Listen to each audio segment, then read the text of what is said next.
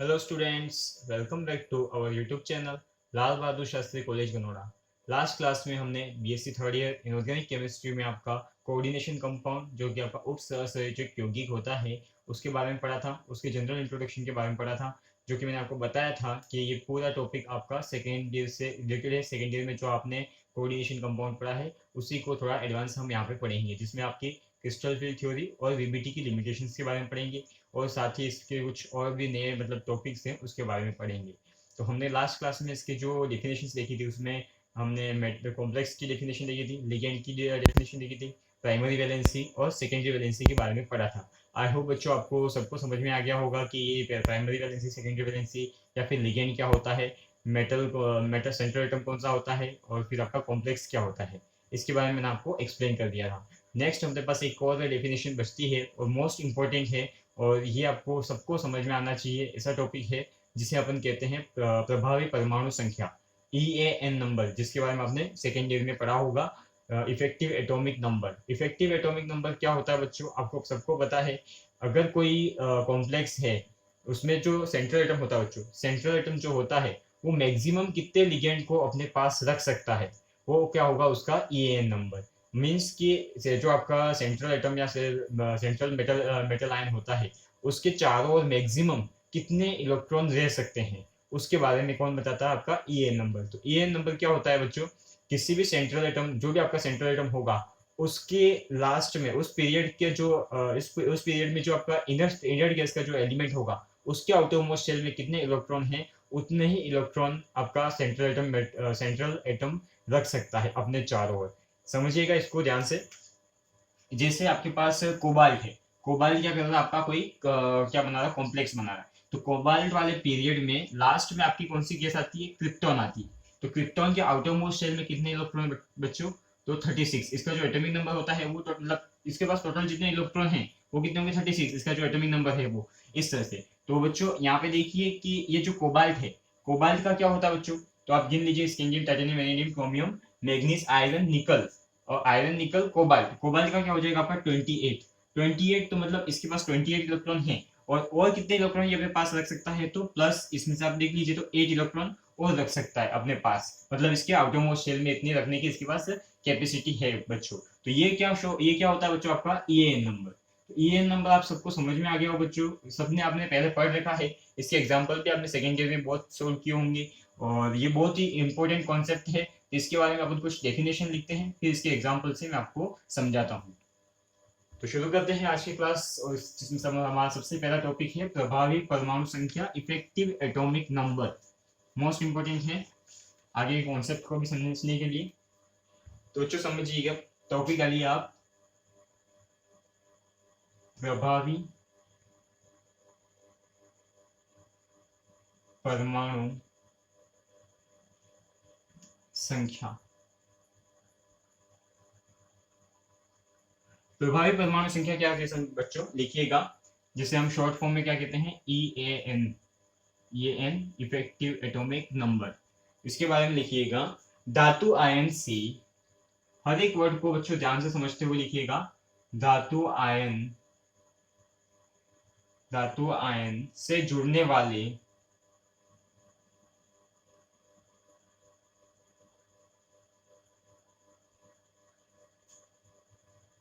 धातु आयन से जुड़ने वाले अणुओं अणुओं जो आपके लिगेंड होते हैं उनको यहाँ पे कहा, क्या कहा गया, मॉलिक्यूल कहा गया है।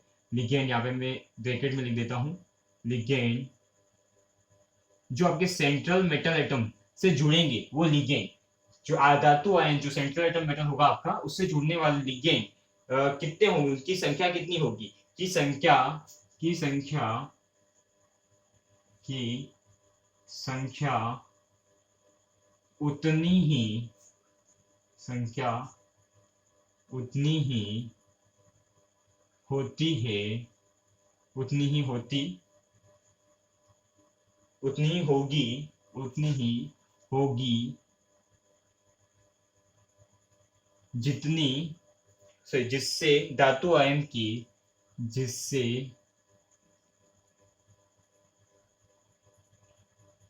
धातु आयन की, जिससे धातु आयन के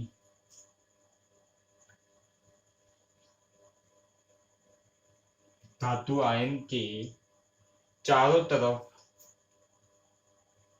जिससे धातु आयन के चारों तरफ, जिससे धातु आयन के चारों तरफ कुल इलेक्ट्रॉन की संख्या, चारों तरफ कुल इलेक्ट्रॉनों की संख्या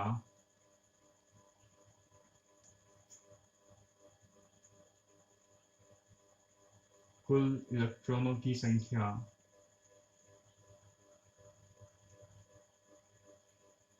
कुल इलेक्ट्रॉनों की संख्या अगले निष्क्रिय गैस तत्वों में, अगले निष्क्रिय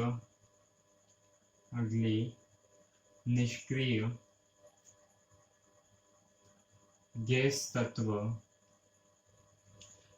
तत्व में इलेक्ट्रॉन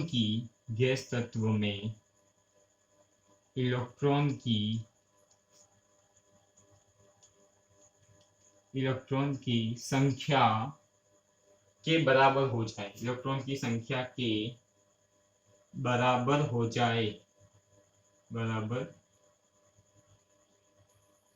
हो जाए, ये क्या होती है आपकी EAN नंबर। धातु आयन के चारों तरफ, नेक्स्ट लिखिएगा, धातु आयन के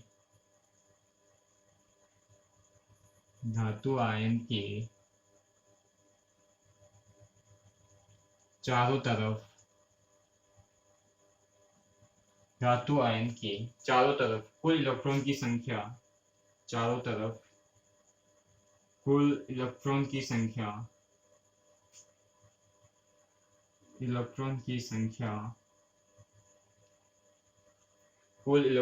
संख्या को सिज्विक ने प्रभावी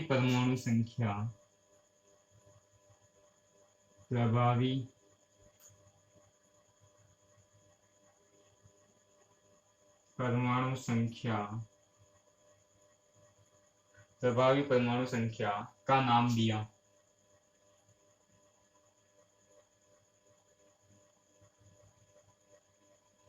तो बच्चों जो मैंने बताया वही चीज मैंने यहाँ पे लिखी हुई है, समझिएगा। धातु आयन से जुड़ने वाले अणुओं, कौन से अणु, तो लिगेंड, सेंट्रल मेटल एटम जो होता है आपका, केंद्रीय धातु जो होता है, उससे जुड़ने वाला लिगेंड की संख्या उतनी होगी जिससे धातु आयन, जो सेंट्रल एटम है आपका, धातु आयन के चारों तरफ कुल इलेक्ट्रॉनों की संख्या, उसके चारों ओर, जैसे यहाँ पे आपके पास कोई सेंट्रल एटम है, उसके चारों तरफ मैक्सिमम कितने इलेक्ट्रॉन आ सकते हैं, वो किस पे डिपेंड करता है, कुल इलेक्ट्रॉन की संख्या अगले निष्क्रिय गैस, ये वाला पॉइंट जो आप समझिएगा, अगले निष्क्रिय गैस जो आपका सेंट्रल एटम है, उस पीरियड में जो लास्ट में आपका निष्क्रिय गैस, मतलब इनर्ट गैस का जो एलिमेंट आ रहा है, उसी पीरियड का इनर्ट गैस का एलिमेंट जो आ रहा है, उसके चारों तरफ, या फिर उसका जो एटॉमिक नंबर है, उसके पास कितने इलेक्ट्रॉन है, उतने इलेक्ट्रॉन ये रख सकेगा मैक्सिमम, उससे ज्यादा वो नहीं रख सकता, इससे कम रख सकता है लेकिन उससे ज्यादा नहीं रख सकता। तो इस संख्या को सिज्विक ने बराबर हो जाए धातु आयन के चारों तरफ इलेक्ट्रॉन की संख्या को, सिज्विक ने क्या बताया बच्चों, प्रभावी परमाणु संख्या, या फिर इसे हम लिख सकते हैं EAN से भी जानते हैं, क्वेश्चन डायरेक्ट पूछा जा सकता है EAN नंबर क्या है, EAN किसे कहते हैं, ये भी आपको बताना है, पूरा इसके बारे में इस तरह से लिखना है। तो ये होता है आपका EAN नंबर, और इसे कहते हैं अपन इफेक्टिव एटॉमिक नंबर। तो समझ में आ गया होगा बच्चों आपको अच्छे से, इसको नोट कीजिए बच्चों। इसके बाद हम इसका एक एग्जांपल सोल्व करते हैं।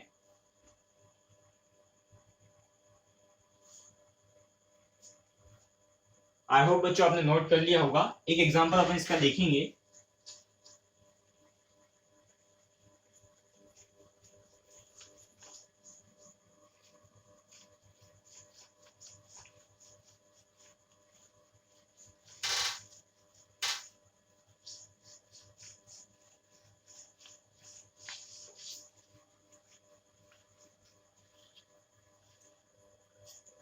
बच्चों समझिएगा, यहाँ पे जैसे अपने पास एक एग्जांपल है K4FeCN6, ये एग्जांपल है बच्चों। इसमें Fe के पास मैक्सिमम कितने इलेक्ट्रॉन हो सकते हैं ये आप देखिए। तो Fe के जो आपका Fe जो होता है आयरन जो है, इसके जो इसका जो पीरियड है उसमें जो लास्ट में जो इलेक्ट्रॉन मतलब जो आपका इनर्ट गैस का एलिमेंट है वो क्या है बच्चों, क्रिप्टॉन।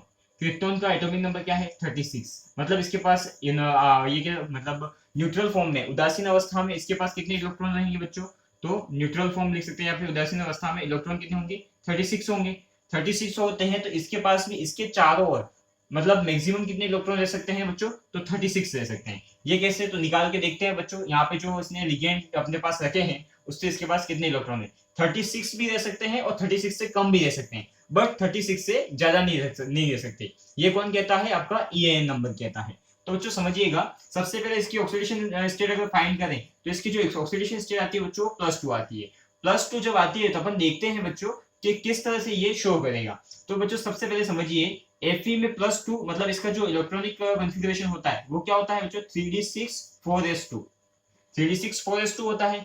अब मैं यहाँ पे बात करूं बच्चों की इसमें +2 है, +2 क्या हो जाएगा, यहाँ से 2 इलेक्ट्रॉन निकल जाएंगे। तो 2 इलेक्ट्रॉन कौन से निकलेंगे 4s2 के निकलेंगे। तो यहाँ पे मैं जैसे बात करूं 3d6 में 6 इलेक्ट्रॉन आएंगे, 4s में 0 हो जाएंगे। 2 इलेक्ट्रॉन निकल गए Fe+2 के लिए। किसके लिए हो जाएगा बच्चों ये Fe+2 के लिए। और यहाँ पे मैं बात करूं तो ये किसके लिए Fe के लिए। अब जैसे मैं बात करूं Fe2+ के लिए, इसमें कितने इलेक्ट्रॉन आ रहे हैं, तो Cn कितने होते हैं, Cn के 6 मतलब मॉलिक्यूल आ रहे हैं। तो 6 आ रहे हैं, तो 6 आ रहे हैं तो क्या लेके आ रहे हैं, लोन पेयर लेके आ रहे हैं। लोन पेयर मतलब 2 into 6, टोटल कितने इलेक्ट्रॉन लेके आ रहे हैं बच्चों ये 12 इलेक्ट्रॉन। 12 इलेक्ट्रॉन लेके आ रहे हैं। तो 12 इलेक्ट्रॉन, अभी इसके पास कितने इलेक्ट्रॉन है, इसका एटॉमिक नंबर क्या होता है आपका Fe का 26 होता है। 2 इसमें से चले गए तो कितना बचा 24 बचा। अब 12 इलेक्ट्रॉन और आ रहे हैं, तो 12 इलेक्ट्रॉन और आ रहे हैं जिसके पास कितने होंगे 2 + 4 6 और 3 36। तो बच्चों इसके पास मैक्सिमम कितने इलेक्ट्रॉन हो गए 36 हो गए। आपको समझ में आ गया होगा मैंने क्या कहा बच्चों, कि जो सेंट्रल मेटल एटम होता है उसके आउटर मोस्ट शेल में या फिर उसके चारों तरफ मैक्सिमम कितने इलेक्ट्रॉन रह सकते हैं। ये कौन कहता है आपको, EAN नंबर जो आपका प्रभावी परमाणु संख्या है वो बताता है कितने रह सकते हैं। तो ये जो आपका सेंट्रल एटम है उसी पीरियड में जो आपका लास्ट इनर्ट एलिमेंट होगा उसका जो एटॉमिक नंबर है उसके पास जो उसके चारों तरफ जितने मतलब इलेक्ट्रॉन दे सकते हैं उतने ही इलेक्ट्रॉन ये अपने चारों तरफ रख सकता है। उससे ज्यादा ये इलेक्ट्रॉन नहीं रख सकता, कम रख सकता है बच्चों, ध्यान से समझिए। कम भी आएंगे, आपकी एग्जांपल करोगे आपने उसमें कम आएंगे, जितना भी आपके इनर्ट गैस का जो इलेक्ट्रॉन होंगे उसके चारों तरफ उससे आपके सेंट्रल एटम में कम आएंगे, बट उससे ज्यादा कभी नहीं आएंगे, कभी नहीं आएंगे। और दूसरी बात जैसे आप देखिए यहाँ पे इसका कितना है 36 आया, तो हमने यहाँ पे चेक किया कि अपने Fe के पास कितने हैं चारों तरफ इलेक्ट्रॉन। तो सबसे पहले हमने देखा कि यहाँ पे Fe के पास इसके ऑक्सीडेशन स्टेट क्या है। तो Fe के पास ऑक्सीडेशन स्टेट क्या है, ये अपने पास ऑक्सीडेशन OS लिख देता हूं मैं, ऑक्सीडेशन स्टेट +2 है। +2 है बच्चों, तो इसका जो इलेक्ट्रॉनिक कॉन्फ़िगरेशन होता है वो क्या होता है 3d6 4s2 होता है।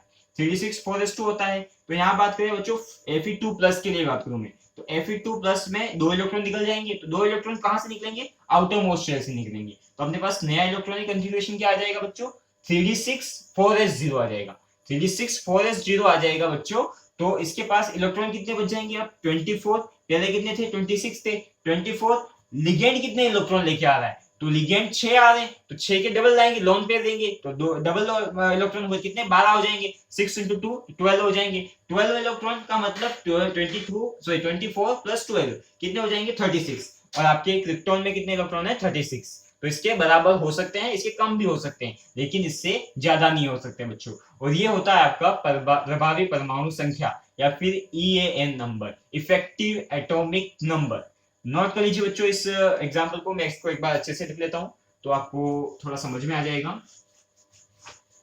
ऑक्सीडेशन स्टेट आपको फाइंड करना आता है बच्चों, इसलिए मैंने यहाँ पे फाइंड नहीं की है, डायरेक्ट लिख दिया इसकी ऑक्सीडेशन स्टेट क्या है। तो मैं यहाँ पे Fe की ऑक्सीडेशन स्टेट लिखता हूँ, ऑक्सीडेशन OS से लिखा है +2 हो जाएगी। +2 है तो Fe का जो आपका जनरल फॉर्म में इसका इलेक्ट्रॉनिक कॉन्फ़िगरेशन होता है वो 3d6 4s2 होता है। Fe2+ की बात करूं तो क्या हो जाएगा 3d6 और 4s0 हो जाएगा। Fe के लिए 26 होता है और इसके लिए क्या हो जाएगा बच्चों 24 हो जाएगा। अब इसके आउटर मोस्ट शेल में कितने इलेक्ट्रॉन दे सकते हैं बच्चों, तो मैंने आपको बताया कि क्रिप्टॉन क्या होता है 36 होता है, 36 होता है, 36 ले सकते हैं। तो यहाँ पे देखिए बच्चों कि 24 इसके पास है और इसमें से लिगेंड आ रहा है, लिगेंड इलेक्ट्रॉन लिखे यहाँ पे लिगेंड के इलेक्ट्रॉन, लिगेंड के इलेक्ट्रॉन। यहाँ पे देखिए बच्चों कितने हो जाएंगे लिगेंड के इलेक्ट्रॉन, 6 है तो 2 into 6, 2 into 6 क्यों किया, क्योंकि लॉन पेयर लेके आ रहा है, इलेक्ट्रॉन का जोड़ा पेयर लेके आ रहा है, पेयर लेके आ रहा है तो ये क्या करेगा बच्चों, इसके साथ 2 से मल्टीप्लाई होगा, टोटल 12 इलेक्ट्रॉन इसके पास रहेंगे, 12 इलेक्ट्रॉन। अब 12 इलेक्ट्रॉन इसके साथ ऐड कर देंगे बच्चों, कैसे, 24 प्लस 12, तो इसके पास टोटल कितने इलेक्ट्रॉन होंगे बच्चों, 36। तो ये आपका आंसर है, इसका EN नंबर क्या होगा बच्चों, 36 होगा, इसको नोट कर लीजिए बच्चों। इसके आगे हम पढ़ेंगे बच्चों कुछ नए टॉपिक्स के बारे में।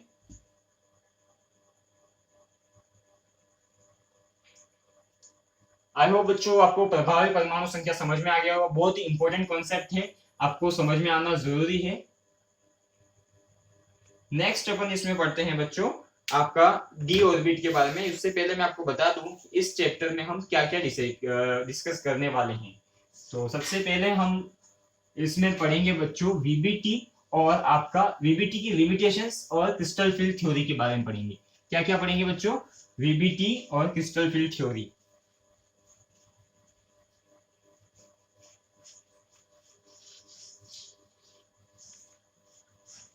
तो बच्चों वीबीटी क्या करता है आप सबको पता है, किसी भी मॉलिक्यूल की ज्योमेट्री के बारे में वीबीटी आपका बताता है, तो ये वीबीटी होता है। और दूसरा क्रिस्टल फील्ड थ्योरी को आपने पढ़ा है, और यहाँ पे भी हम क्रिस्टल फील्ड थ्योरी को अच्छे से डीपली पढ़ेंगे। तो क्या क्या पढ़ेंगे बच्चों वो मैं लिख लेता हूँ, वीबीटी जिसे हम कहते हैं वैलेंस बॉन्ड थ्योरी, और दूसरा पढ़ेंगे हम CFT। ये क्या होता है आपका संयोजकता बंध सिद्धांत, और इसका ये सिद्धांत पूरा नहीं पढ़ेंगे बच्चों, ओनली क्या पढ़ेंगे इसकी सीमाएं, लिमिटेशन, संयोजकता बंध सिद्धांत, संयोजकता बंध सिद्धांत,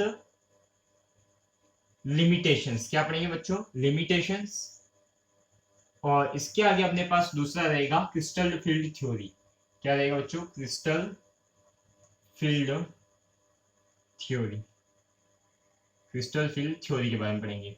तो बच्चों इसको भी आप नोट कर लीजिए, चल लिखना चाहें तो ज्योमेट्री को पता करने के लिए किसी भी कोऑर्डिनेशन कंपाउंड की, तो हम क्या क्या पढ़ेंगे, वीबीटी और CFT पढ़ेंगे। इसके आगे बच्चों मैं आपको बताना चाहूँ कि डी कक्षकों की जो ज्योमेट्री होती है, अब अपन जैसे कोऑर्डिनेशन कंपाउंड पढ़ रहे हैं, तो कोऑर्डिनेशन कंपाउंड में क्या होता है बच्चों, आपके पास कोऑर्डिनेशन कंपाउंड वही एलिमेंट बनाते हैं जो डी ब्लॉक के होते हैं। तो डी ब्लॉक को समझना अपने लिए जरूरी होता है। मैंने आपको पहले जब ट्रांजिशन एलिमेंट पढ़ाया था सेकेंड ईयर में, आप वो सेकेंड ईयर की भी क्लास ले सकते हैं, जिसमें मैंने आपको डी ब्लॉक के एलिमेंट्स पढ़ा दिए हैं, और को कंप्लीट हो गया वो चैप्टर अपना। साथ ही मैंने उसकी फर्स्ट सेकंड और थर्ड तीनों ट्रांजिशन सीरीज को अच्छे से पढ़ाया है। साथ ही मैंने सेकेंड ईयर में इंग्लिश मीडियम में आपका कोऑर्डिनेशन कंपाउंड भी कंप्लीट करा दिया है, मतलब उसमें कुछ टॉपिक्स बाकी हैं, जैसे वीबीटी उसमें बाकी है, तो वो आपका 2-3 लेक्चर में कंप्लीट हो जाएगा। यहाँ की जो क्लास है आपकी, इसमें मैं आपको नेक्स्ट जो पढ़ाना चाहता हूँ वो है डी ब्लॉक की जो ज्योमेट्री होती है वो किस तरह से होती है। तो देखते हैं उसके बारे में, जो उसकी शेप होती है उसके बारे में, ऑर्बिटल कैसे होते हैं उसके बारे में पढ़ेंगे। तो डी कक्षक की आकृति के बारे में पढ़ेंगे, डी कक्षकों की आकृति। बच्चों समझिएगा, डी कक्षकों की आकृति, इसे दो भागों में बांटा गया है, इसे दो भागों में बांटा गया बच्चों समझिएगा, इसे दो भागों में बांटा गया है, दो भागों में बांटा गया है। जैसा कि मैं पहले बताऊं बच्चों, वे डी कक्षक जो एक्सिस के बीच में अपने डंबल को बनाते हैं, अपनी पालियों को बनाते हैं, वो क्या होंगे आपके फर्स्ट टाइप के। और दूसरे वे डी कक्षक जो एक्सिस के ऊपर बनेंगे, अक्ष के ऊपर बनेंगे, वो आपके दूसरे टाइप के हो जाएंगे। तो जो एक्सिस के बीच में बनेंगे वो होते हैं आपके 3 तरह के, और एक्सिस के ऊपर बनते हैं वो होते हैं आपके 2 तरह के। तो कैसे बनते हैं बच्चों समझिएगा। सबसे पहले अपन लेते हैं वे डी कक्षक जिनकी पालियां, ये लिखिएगा बच्चों, फर्स्ट टाइप लिख लीजिए यहाँ पे, वे डी कक्षक, वे डी कक्षक जिनकी, वे डी कक्षक जिनकी पालियां, पालियां या फिर डंबल कह सकते हैं हम, क्या कहेंगे बच्चों, डंबल, पालियां निर्देशांक अक्षों, निर्देशांक निर्देशांक अक्षों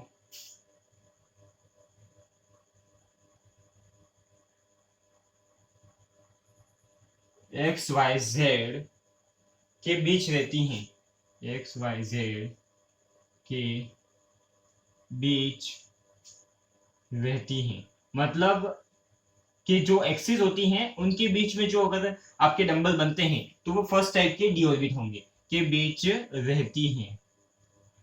लिखिएगा इसको,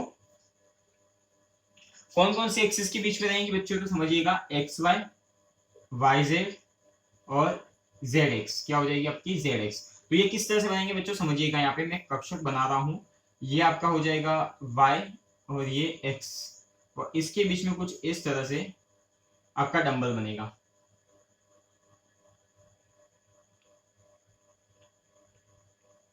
इस तरह से इसे हम कहेंगे बच्चों डी एक्स वाई। कौन सा कक्षक कहेंगे, डी एक्स वाई। इसी तरह से हमारे पास दूसरा बनेगा बच्चों इस तरह से, समझिएगा, ये यहाँ पे आप एक्स वाई के बाद वाई जेड ले लीजिए, वाई और जेड के बीच में जो पालियां बनेंगी इसे हम कहेंगे बच्चों डी वाई जेड। ये आपका कक्षक होता है डी वाई जेड। इसके आगे अपना जो तीसरा बनता है इसमें वो होता है बच्चों, समझिएगा, यहाँ पे बच्चों मैं एक्सिस चेंज कर रहा हूँ, आप एक ही तरह की डायग्राम समझ के इसको कंफ्यूज मत होइएगा। यहाँ पे मैंने एक्स और वाई लिया है, और यहाँ पे लिया मैंने वाई और जेड, और यहाँ पे लूंगा मैं जेड और एक्स। क्या लूंगा बच्चों, जेड और एक्स लूंगा। तो ये मेरा क्या हो जाएगा, कौन सा कक्षक हो जाएगा बच्चों, डी जेड एक्स या जेड डी एक्स जेड। इस तरह से अपन कह सकते हैं कि ये जो आपके फर्स्ट टाइप के डी कक्षक होते हैं वो इस तरह से बनते हैं। तो नोट कर लीजिए बच्चों, इसके आगे मैं इसके जो सेकेंड टाइप है उसके बारे में आपको समझाता हूँ। नोट कर लीजिए,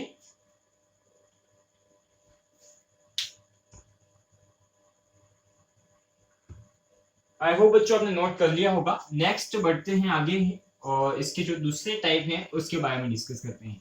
ये जो कक्षक है नेक्स्ट वो आपके लिए इंपॉर्टेंट है, थोड़े इसको समझने वाली है बात। इसको मैं आपको 3D में अगर समझा सकता तो मैं बहुत अच्छे से समझाने की कोशिश करता, बट थोड़ा सा आप कोऑपरेट कीजिएगा और इसको समझने की कोशिश कीजिए, मेरे साथ समझेंगे, मेरी बातों को समझेंगे बच्चों, तो आपको 100% ये समझ में आ जाएगा कि जो आपके दूसरे टाइप के जो डी कक्षक बनते हैं वो किस तरह से बनते हैं। समझिएगा बच्चों, यहाँ पे बांटा गया है, इसमें सेकंड लिखते हैं अपन, वे डी कक्षक, वे डी कक्षक, वे डी कक्षक जिनकी जिनकी पालियां अक्षों के साथ,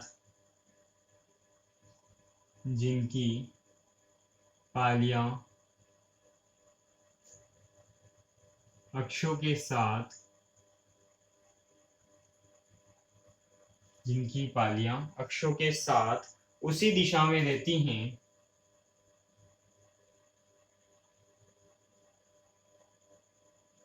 उसी दिशा में रहती हैं, उसी दिशा में रहती हैं, अर्थात, अर्थात समझिए बच्चों, D X square minus Y square, D X square minus Y square. तो ये एक्सिस के ऊपर रहते हैं, मतलब एक्सिस के जैसे जिस डायरेक्शन में आपकी एक्सिस होती है उसी डायरेक्शन में इनकी जो पालियां होती हैं या फिर डंबल होते हैं वो बनते हैं बच्चों। तो समझिएगा D X square minus Y square एवं क्या हो जाएगा, एवं डी जेड स्क्वायर। इसको समझिए बच्चों, ये बहुत ही इंपॉर्टेंट है आपका डी जेड स्क्वायर। बच्चों जनरली बच्चों को थोड़ा समझने में प्रॉब्लम आती है, मैं आपको इसको अच्छे से समझाऊंगा। समझिएगा क्या है D Z square, D Z square कक्षक, डी, इसको ब्रैकेट में लिखिएगा, डी जेड स्क्वायर कक्षक, डी जेड स्क्वायर कक्षक वस्तुतः, हिंदी बहुत अच्छी लैंग्वेज है बच्चों, वस्तुतः, वस्तुतः D Y square minus Z square, D Y square minus Z square एवं D Z square minus X square, एवं D Z square minus X square के गणितीय योग, के गणितीय गणितीय योग के द्वारा प्राप्त होता है, कि गणितीय योग के द्वारा प्राप्त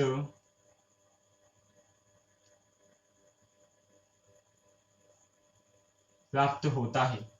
तो बच्चों समझिएगा, वे डी कक्षक जिनकी पालियां अक्षों के साथ उसी दिशा में रहती हैं, अर्थात जैसे D X square minus Y square एवं डी जेड स्क्वायर।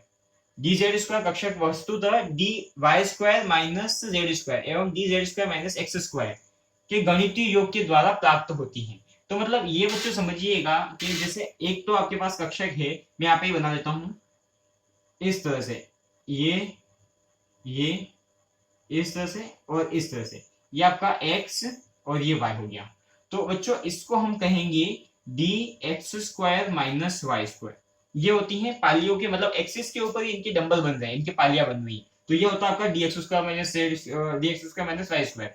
एक इसमें जो पॉसिबिलिटीज आती है बच्चों वो समझिएगा इस तरह से, जैसे हमने उसमें 3 बनाए थे, यहाँ पे भी हम 3 बनाएंगे। फिर उसके बाद हम निकालेंगे आपका कि जो डी जेड स्क्वायर है वो कैसे बनता है। तो समझिएगा इसको ध्यान से,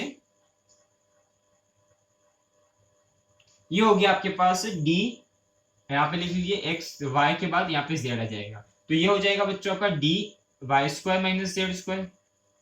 नेक्स्ट अपन देखिए बच्चों, एक और बनाता हूं मैं यहाँ पे।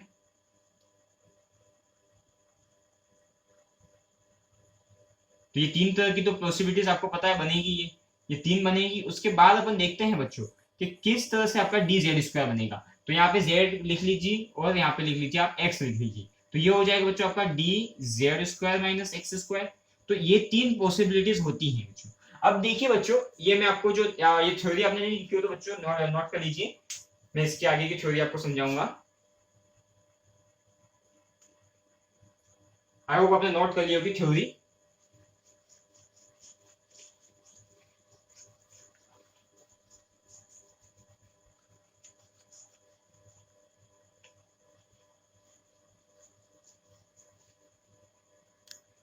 तो बच्चों यहाँ पे देखिएगा आप, जैसे मेरे पास ये y और x है, तो ये एक तो मैंने बताया आपको क्या बनेगा D X square minus Y square, ये बनेगा। आपको समझ में आ गया कौन सा बनेगा, ये वाला बनेगा। अब मैंने दूसरा बताया बच्चों D Z square minus D Z square बनेगा। डी जेड स्क्वायर बनेगा और किससे बनेगा, तो मैंने बताया आपको बच्चों D Y square minus Z square और D Z square minus X square. तो बच्चों इसमें आपको कुछ कॉमन चीज दिख रही होगी बच्चों सबको। जेड स्क्वायर क्या दोनों में बच्चों कॉमन है, क्या है जेड स्क्वायर दोनों में कॉमन है। ये जो कॉमन है इसकी वजह से इसका जो नाम जो अपन ने लिखा है वो क्या लिखा है, डी जेड स्क्वायर लिखा है। तो किस तरह से बच्चों इसको ध्यान से देखिए, अगर ये मैं कक्षक की मैं बात करूं तो इसको मैं थोड़ा सा चेंज कर देता हूं। आपका ये जेड यहाँ पे लिख लेता हूँ और यहाँ पे मैं लिख लेता हूँ आपका क्या बचेगा वाई, वाई को यहाँ लिख दिया। तो बच्चों इसमें ये जेड और इसमें ये जेड क्या है, कॉमन हो गए। तो ये दोनों मिलके, अब जैसे इसकी मैं x की बात करूं तो x कहां पे होगा, यहाँ पे होगा। तो z तो दोनों का कॉमन हो जाएगा और x और y इसका जो शेप बनाएंगे वो किस तरह से बनाएंगे, ये बच्चों यहाँ पे समझिएगा, जो डी जेड स्क्वायर का शेप हो जाएगा वो इस तरह से हो जाएगा आपका। यहाँ पे एक तो लंबा बन जाएगा और ये जो x और y जो मिलके बनाएंगे वो कुछ इस तरह से बना देंगे। ये थोड़ा ज्यादा लंबा हो गया है, एक बार इसको सही कर लेते हैं। इस तरह से ये आपका डी जेड स्क्वायर बनाएंगे। ये दोनों मिलके जेड स्क्वायर को ऊपर निकाल देंगे और बीच में एक प्लेन में आके आपका एक्स और वाई क्या कर देंगे, प्लेन में आके डी जेड स्क्वायर बना देंगे, अलग टाइप का आपका कक्षक बना देंगे। तो ये होता है आपका डी जेड स्क्वायर। क्या होगा बच्चों, डी जेड स्क्वायर। किससे बनेगा, इससे बनेगा। और कौन सा बनेगा, तो ये बनेगा। तो समझ में आ गया होगा बच्चों आपको, इन दोनों से मिलके आपका ये बनता है डी जेड स्क्वायर। तो नोट कर लीजिए बच्चों आपका D X square minus Y square और डी जेड स्क्वायर को भी नोट कर लीजिए।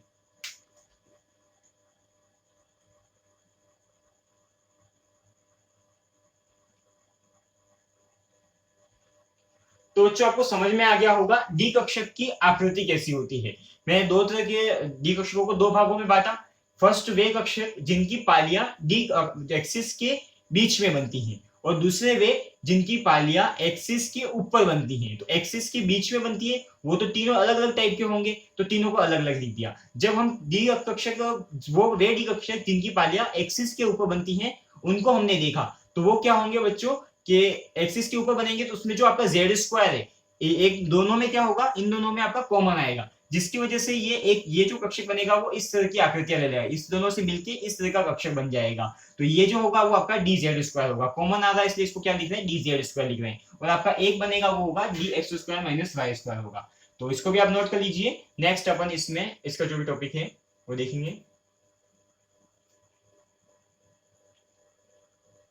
आई होप बच्चों आपको समझ में आ गया होगा। नेक्स्ट आपका जो भी टॉपिक है बच्चों इस क्लास में हम नहीं कर पाएंगे, नेक्स्ट क्लास में हम इसको करेंगे, जो कि आपका है वीबीटी की लिमिटेशंस। वीबीटी की लिमिटेशंस को हम नेक्स्ट क्लास में करेंगे। थैंक यू सो मच बच्चों आज की क्लास के लिए।